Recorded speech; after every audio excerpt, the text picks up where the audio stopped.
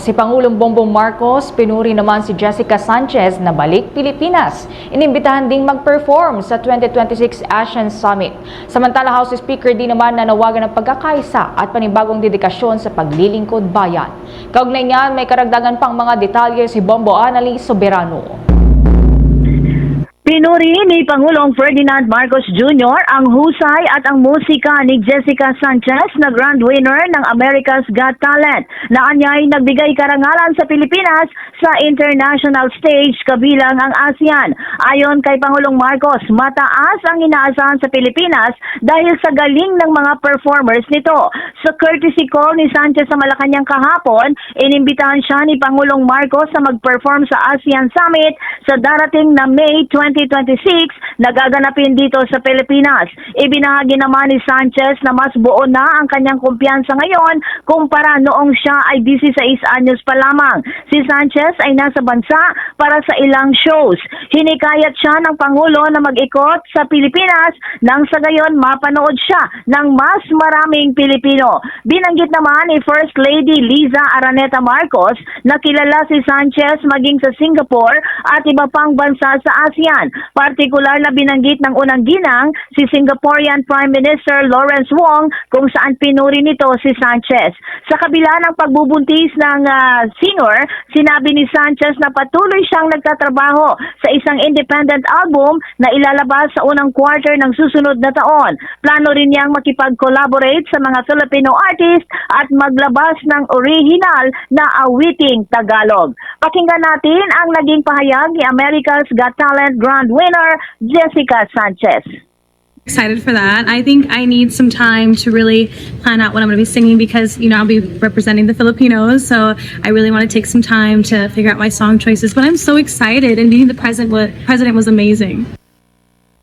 Samantala, sa ibang balita, nananawagan naman ngayon si House Speaker Faustino Boje D ng pagkakaisa, paggalang at panibagong dedikasyon sa paglilingkod bayan habang naghahanda ang House of Representatives sa pagsalubong sa bagong taon. Sa isang video message, hinimok ni Speaker D ang mga mambabatas na magnilay, magpasalamat at manatiling bukas sa kabila ng magkakaibang pananaw. Pinasalamatan din ng Speaker ang sambayanan sa kanilang patuloy na pasensya at pagbibigay ng pagkakataon sa Kongreso na muling makuha ang tiwala ng publiko. Kasabay ng pagkilala sa lumalalim na panawagan para sa pananagutan. Bilang paghahanda sa 2026, iginiit ni Speaker D na ang pagkakaisa ang dapat maging pangunahing pangako ng lahat at nananawagan ng pag-asa at pananampalataya para sa mas maliwanag na kinabukasan ng bansa.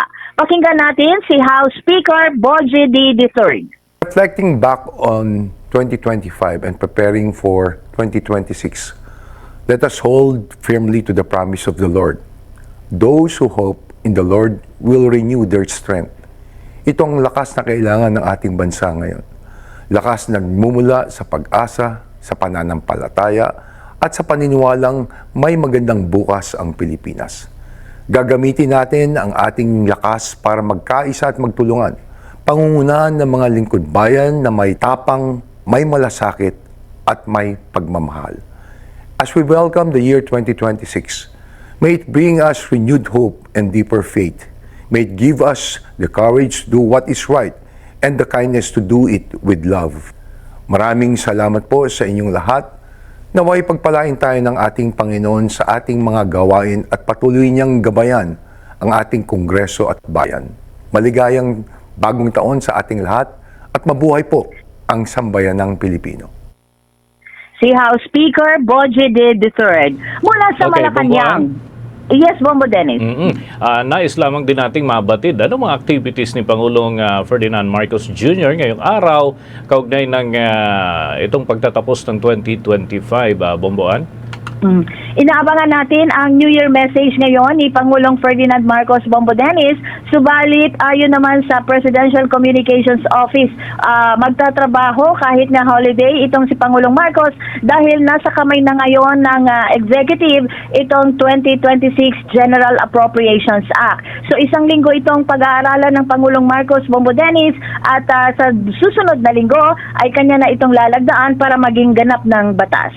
Okay, how about the monitoring dito sa mga kaganapan ngayong pagtatapos ng taon? Meron ba mga nakaschedule din na pulong ang Chief Executive, Bomboan?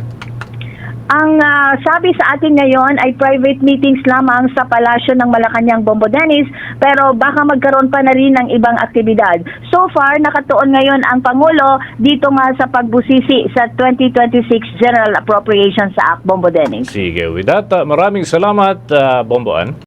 Mula dito sa Palasyo ng Malacanang, Bombo Anali Montaño Soberano nag-uulat. And this is Bombo Radio Philippines, the #1 and most trusted source of news and information. Basta Radio, Bombo. For the most trusted source of news and information, visit our website at www.bomboradio.com. Follow us on Bombo Radio mobile app, Facebook, YouTube, TikTok, and X, formerly Twitter. Like, share, and stay connected. Anytime, anywhere.